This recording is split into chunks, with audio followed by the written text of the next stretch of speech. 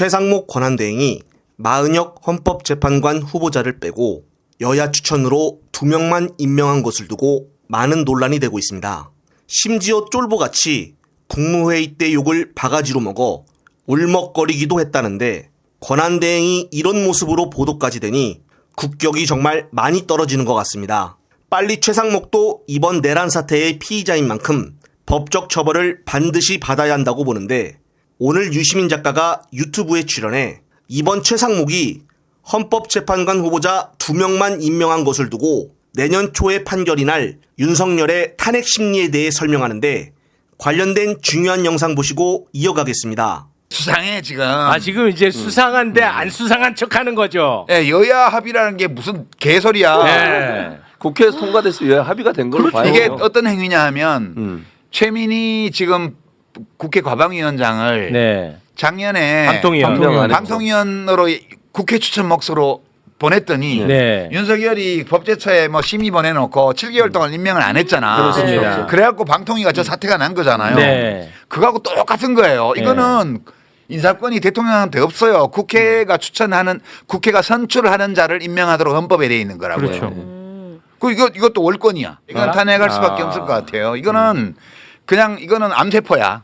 그날 계엄 선포한 날 밤에. 그날 밤에 살아야 되네 본인. 그러니까 이제 만약 그 쪽지에 기재된 내용, 그게 이제 국헌문란의 제일 중요한 내용이잖아요. 국회를 폐지하고 그 국보위 같은 걸 만들어서 지 마음대로 법을 만들겠다고 한 거기 때문에 그거에 협조하는 거는 기재부 장관으로서 돈 마련하라고 지시를 했다면 그거는 중요 임무 종사예요. 그렇습니다. 근데 지금 이런 아니 지가 보면 뭔데 2명은 되고 1명은 안 된대? 국회가 기준으로? 선출한 사람을 임명하도록 돼 있는 건데. 그러나 이제 누구가 이제 대통령이 마은혁 후보자 보류한 거에 대해서 헌법소원을 또 넣어야 돼. 그렇죠. 헌재에다가 바로. 그럼 헌재에서 바로 직결을 해가지고 이걸 위헌이야. 임명해 이렇게 해야 되지 않을까? 맞아요. 뭐 그럴 것 같은데요. 지금 헌법재판소는 지금 이게 사실 2명은 일단 임명이 됐다고 그러니까 8명이 되잖아요. 8명이죠. 헌법재판관들이 화가 많이 난 것 같아. 그렇죠. 판사를 잡아들려고 했잖아. 그럼. 법관을. 그렇죠. 아니 뭐 박정희 전두환 때 판사가 말 안 듣는다고 잡혀가는 거 봤어요? 그런 게 일체 없어.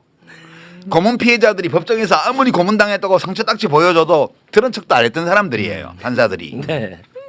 그러고 나서 왜 그럼 재심 무죄를 다 하냐? 세상이 바뀌었거든. 또 바뀐 세상에 적응해서 또 무죄 판결을 내리는 거야. 이렇게 살아가는 사람들이 판사들이에요. 근데 판사를 잡아가잖아. 잡아가지도 않았어. 잡아가는 명단에 판사가 있었다는 사실만으로 성명이 막 나와. 나 처음 봤어요. 법원에서 뭐 성명 내는 거. 공식적으로. 네. 국민들의 인권이 짓밟히는 거는 모른 척 해놓고 자기들의 권익에 위해가 오는 거에 대해서는 굉장히 예민합니다. 판사들이. 이 윤석열 패거리들이 이 암세포들이 좀 특이해가지고 그전에 암세포들은 그러지 않았어. 요 암세포들은 특이해가지고 아무나 마구잡이 공격하는 거야 이게. 응?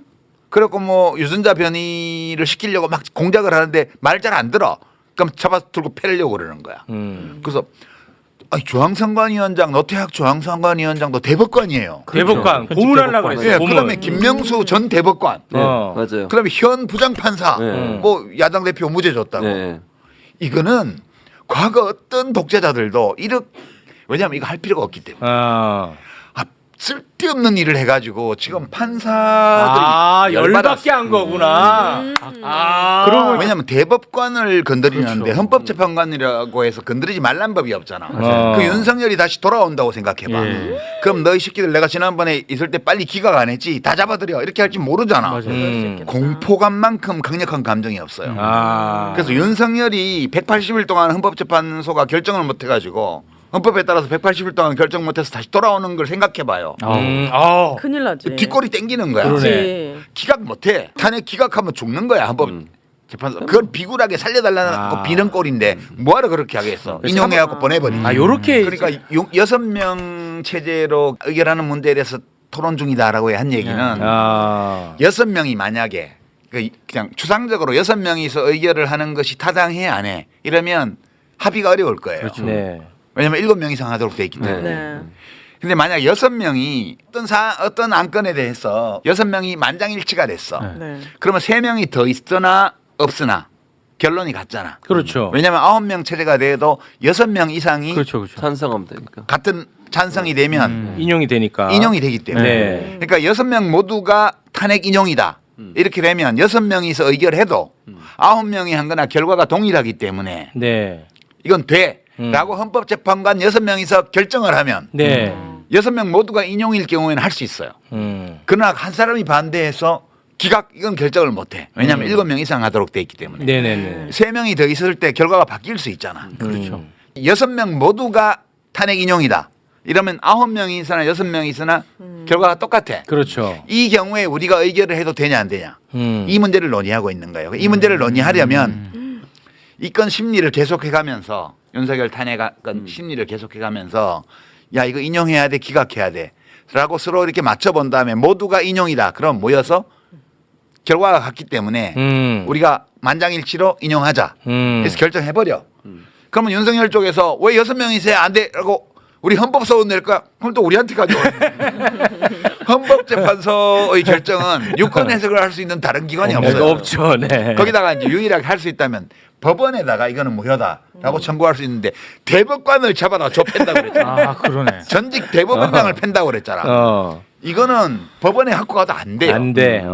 네, 대법관을 잡아다 현직 대법관, 전직 대법원장을 잡아다가 고문하려고 했기 때문에 다행이다. 그 그래서 정도가. 이게 아, 진짜 큰 실수를 저지른 거예요. 이 암세포들이. 다행이야. 네, 그래서 저는 헌법재판소는 지금 그냥 6명으로 갔어도 나는 그래요? 결정됐을 가능성이 높았다고 봐요. 그러면- 너 임명해라고 하고 빨리 임명하기 바란다는 공식 입장 내고 네. 6명이서 그 의결하는 문제에 대해서 토론하고 있다라고 얘기하는 거는 야 빨리 임명해. 임명 안 하면 우리 6명이서 인용해버릴 거야. 이런 뜻으로 저는 해석했어요. 꼭 뭐 방뱅이로 뭐 법관 팬다 이런 거 없어도 네. 법리상 이번에 너무 명확해요. 아, 그렇긴 하죠. 그 쟁점 4가지로 첫 번째 그 변론기일 준비할 때 정리를 했잖아. 네. 보면 너무 명백해가지고 네. 심의할 것도 없어요. 그래서 저는 사실 없죠. 어떻게 보냐면 6인 체제로 갔으면 네.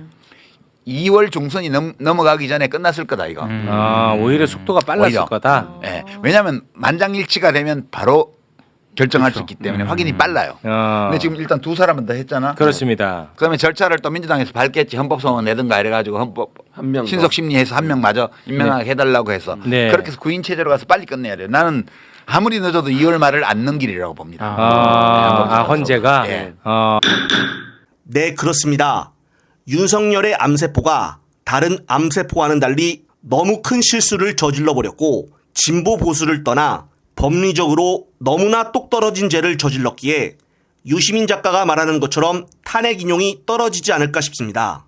유 작가의 영상을 보면서 저로서 느낀 점은 헌재 재판관들이 여론에 민감하고 언론을 그나마 접하기 때문에 윤석열의 내란 사태에 대한 판사 체포에 대해서 수시로 많이 언급하고 또 언급해야겠습니다.